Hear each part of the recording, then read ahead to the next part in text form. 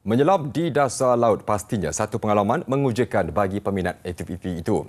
Ia pasti lebih menarik jika berpeluang melihat dan mempelajari sendiri proses ekskavasi artifak daripada sebuah kapal karam berusia 500 hingga 600 tahun.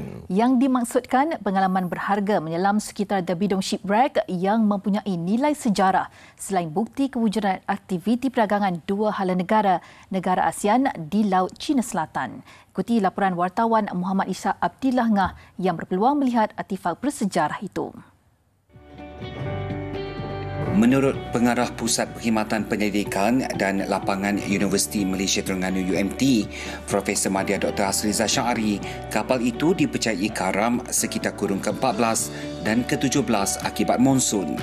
Beliau yang juga pensyarah geosains Marine UMT berkata, ia dipercayai berasal dari Thailand berdasarkan bentuk tebikar yang ditemui pada kedalaman 18 meter. Proses ekskavasi artifak dari kapal berkenaan dilaksanakan sepenuhnya oleh kepakaran tempatan termasuk penandaan, membawa naik ke darat dan membawanya ke Pulau Bidong. Hasil penemuan itu, satu modul khas dibentuk bersama Jabatan Warisan Negara JWN bagi melengkapkan aspek latihan dan pengajaran bagi kursus yang akan dilaksanakan di Pusat Latihan Arkeologi Dasar Laut dalam masa terdekat. Ia pusat latihan pertama seumpamanya di Malaysia sekaligus menjadi pusat rujukan penyelidikan arkeologi dasar laut terulung di rantau Asia Tenggara. Berkonsepkan Dive for Knowledge, pusat itu dibuka kepada orang ramai khususnya buat penyelam yang meminati sejarah maritim serta kapal karam di dasar laut perairan Pulau Bidong. Kami mengharapkan agar penemuan ini dapat diangkat ke peringkat nasional dan kita dapat melakukan satu ekskavasi yang boleh menjangkau sehingga subsurface ataupun di bawah permukaan dasar laut. Dan ini bagi kami memerlukan satu pendanaan yang agak besar.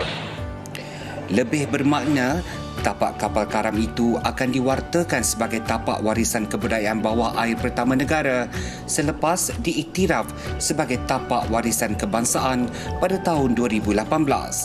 Terdapat 965 tapak arkeologi direkodkan di seluruh negara, merangkumi 822 tapak arkeologi darat dan 143 bawah air. Daripada jumlah itu, 13 tapak telah diwartakan sebagai tapak warisan kebangsaan, manakala 9 lagi sebagai tapak warisan. Berpeluang melihat artifak selain menyelam di tapak bersejarah itu ialah penyelam skuba Media Prima Berhad. Di mana dia tidak pernah lagi dieksplor oleh mana-mana penyelam skuba sebelum ni, dan kami dapat menemui beberapa peninggalan artifak yang berusia 500 hingga 600 tahun. Jadi kami mengucapkan jutaan terima kasih kepada pihak UMT kerana memberi kita peluang, dan kami berasa beruntung sekali untuk dapat melihat artifak-artifak yang berusia 500 hingga 600 tahun di bawah dasar laut. Mereka turut menyambut Hari Malaysia di Dasar Laut dengan mengibarkan bendera di Monumen 11 mercu tanda terkenal negara ASEAN. Mungkin kapal ini terbakar sebelum karam kerana ada penemuan kesan terbakar pada kayu-kayu kapal, dan penemuan artifak ini juga penting untuk menjadikan lokasi selam skuba di Pulau Bidong ini sebagai arkeo pelancongan yang perlu dibangunkan, sekaligus dapat menggalakkan lagi pengkaji-pengkaji sejarah untuk datang ke Terengganu mengkaji secara terperinci penemuan ini. Laporan Muhammad Ishak Abdillah Ngah untuk TV3.